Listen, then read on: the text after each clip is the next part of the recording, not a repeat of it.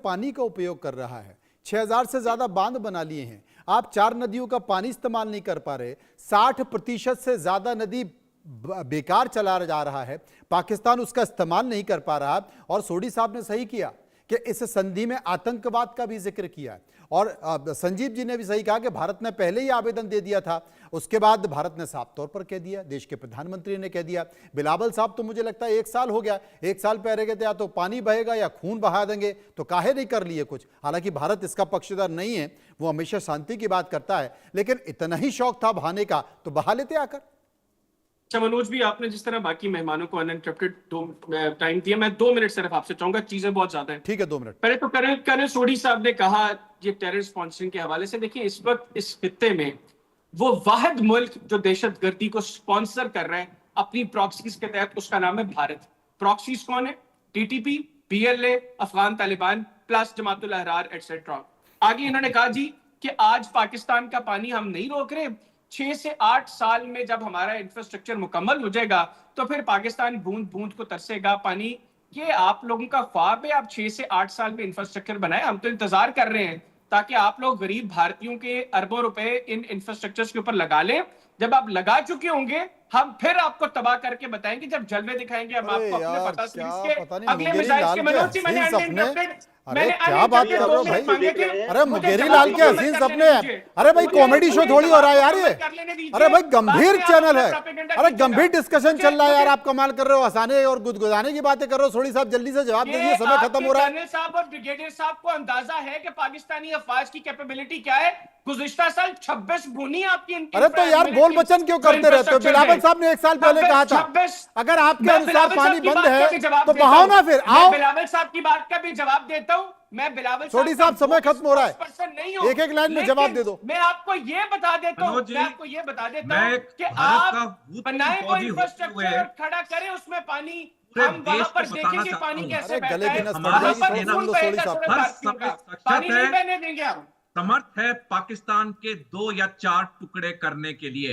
हमें सिर्फ political leadership हुक्म चाहिए। हम जाएगी आराम से। ये आप लोग जो ख्वाब देख रहे हैं ये कभी शर्मिंदा नहीं होगा। कर्नल साहब 60 टुकड़ों में तकसीम करेंगे। अरे गले की नस और ब्रह्मोस दोनों फट जाएंगे आराम से। पाकिस्तान को शिकस्त दी है। पाकिस्तानी हर युद्ध में भारत से आ रहे हैं। सियाचिन हो, कारगिल हो, सिंदूर हो, 71 में तो 2 टुकड़े हो गए, 65 हो।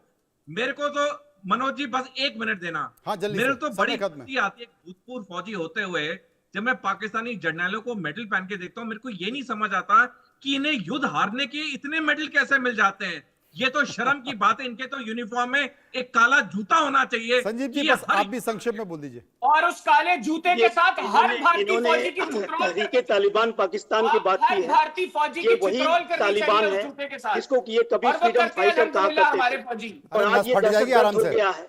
और जो दुनिया के लिए दहशतगर्द है ये वही तालिबान है जिसको कि आप कभी फ्रीडम फाइटर कहा करते थे, और ये आज दहशतगर्द हो गया है। और जो दुनिया के लिए दहशतगर्द है लश्कर तोयबा जैसे मोहम्मद आपके लिए फ्रीडम फाइटर है। यही तो आपका चरित्र है और यही आपका जो थोड़ा चरित्र आतंकपरस्त चरित्र है दुनिया जानती है। और इसी वजह से आपकी किसी प्रोपेगेंडा पे किसी भी लाइफ पर अंतर्राष्ट्रीय समुदाय में कभी भी भरोसा नहीं करेगा। ये बात आप समझ लीजिए। आप कॉन्फ्रेंस सांप पालोगे तो फिर सांप पाला है तो किसको डसेगा? पाकिस्तान को ही डसेगा। अब पाकिस्तान करे क्या? उसको तो मौका चाहिए। अंतरराष्ट्रीय बिरादरी में उसको चंदा जुटाना है, पैसे चाहिए, तो वो रोएगा कि साहब देखिए भारत मार रहा है, भारत मार रहा है। भारत की अर्थव्यवस्था नहीं दिखती है, भारत की तरक्की नहीं दिखती है, बस उसके आरोप लगा रहे। समय खत्म हो गया।